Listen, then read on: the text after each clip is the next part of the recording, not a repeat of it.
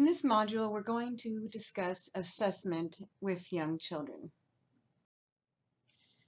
So there are many purposes to assess young children. As we will talk about, we're not going to assess young children the same way as we do older children or adults, but there are many reasons why we do need to assess young children and to document their learning. The first part is to aid in the planning process. So of course, in order for a teacher of young children to plan future activities, we need to know where the children in that class are currently operating and what they are missing, perhaps skills or content knowledge that they have not yet learned. Of course, we want to determine whether or not goals are being met. This could be goals for the program or goals for the child individually, many different types of goals, but you want to make sure that those goals and objectives are being met. And if they're not, then again, that goes back to the planning process of, okay, what are they missing? How else can I reteach this? And those kinds of questions. Of course, there are researchers who document young children and their learning for research purposes. When I completed my dissertation, I researched young children's play in the classroom and on the playground. And so I would observe them and document their learning in different ways as well. Another important purpose of assessment and documentation is to share the progress with families. So, of course, parent-teacher conferences and regular communication with families is very important, especially with young children. And we want them to see how the child is operating in the classroom, but we also want to hear how the child is doing at home as well.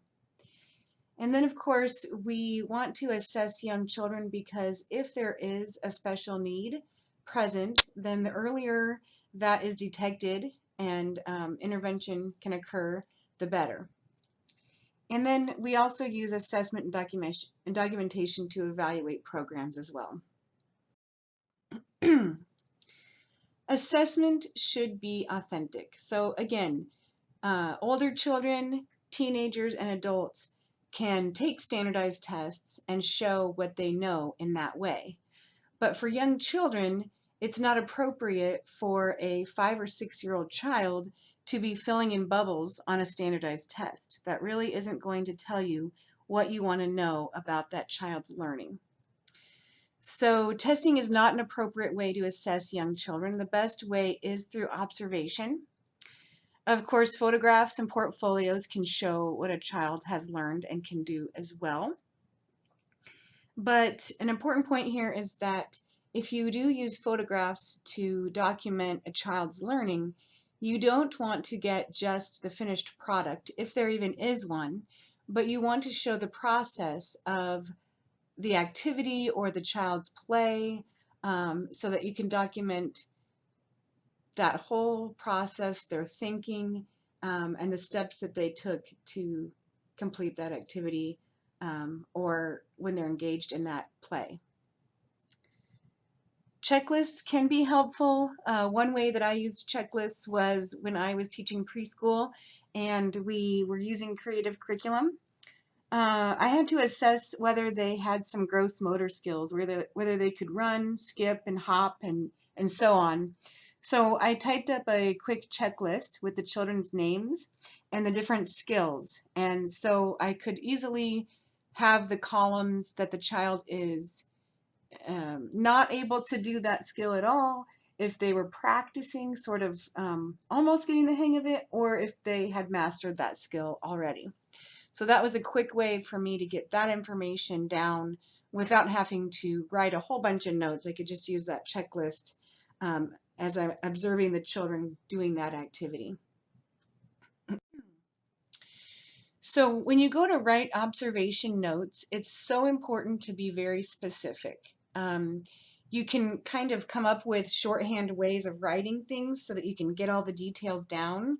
So when I write observation notes, sometimes I might put C for the target child or T for the teacher. And maybe you can think of other ways to shorten things that you want to say so that you can get all the details down. Sometimes children are moving quickly through different activities and actions, and sometimes they are doing the same thing for an extended period of time, and it's easier to write those notes. But you do want lots of details. You want to write down what's happening in the order that it's happening, particularly if there is a behavior that you're observing for and you want to see what's happening before the child exhibits that behavior. Let's see. Okay, so you want to determine the specific purpose for the observation. So again, is it an objective? Are you observing to see if this specific child has met this specific objective, such as counting to 10 or writing their first name or hopping on one foot? Or is it because you want to see why the child becomes aggressive, what's happening before that happens? So there's different reasons, but again, determine that specific purpose and know why you're observing when you get started.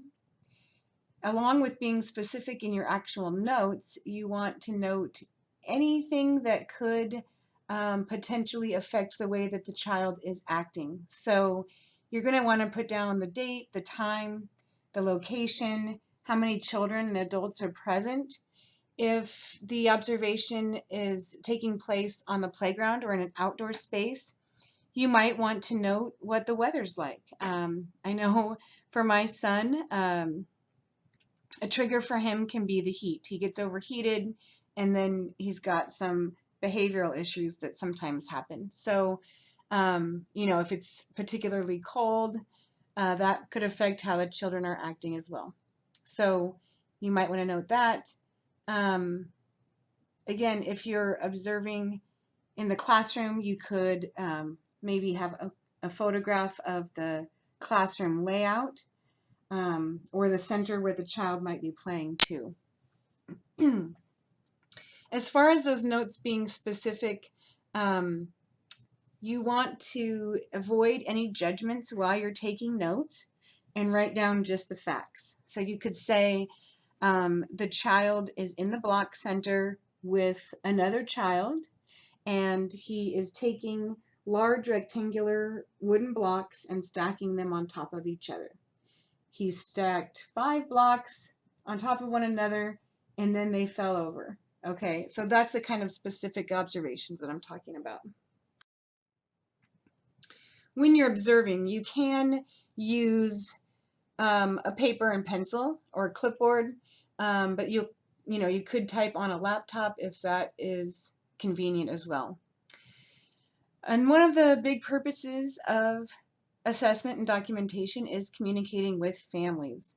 So we want to share good news with the families, and children are always learning, so there's always some good news you can share with the family, something new that the child has mastered or learned, a new friend they made, any of those types of things. But I just know that myself, I've gotten a lot of good news for my children at parent-teacher conferences, but there were also some times when I felt like the focus was more on problems that arose. And so it's very important with families that you not only bring up concerns or issues with the child's behavior or learning, but also share what the child has done well. And then it's important to have that two-way communication. So if you are observing an issue or a problem with the child, I had to have some conversations with parents who I suspected that their child had special needs, which can be a really hard conversation to have with a parent. And so one of the things I would start with is, I'm noticing that at times the child does this. Have you seen this behavior at home? What works at home when this happens?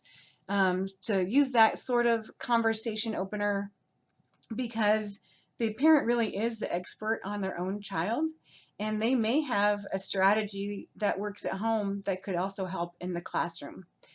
And so that's a whole other topic, the whole assessment for determining if the child has special needs. I would not bring that up, without having done my due diligence as far as trying different strategies. Different schools may have different processes for determining if the child needs to have assessment for different types of learning disabilities or mental health problems and so on. So those are just a few quick tips for communicating with families. This was a short presentation, but hopefully you learned a little bit about how to assess young children, how not to assess young children, and why it's important. The textbook chapter on this topic has a lot of great tips as well for observing children in the classroom and in their play. So take a look at that, and I'll see you in the course.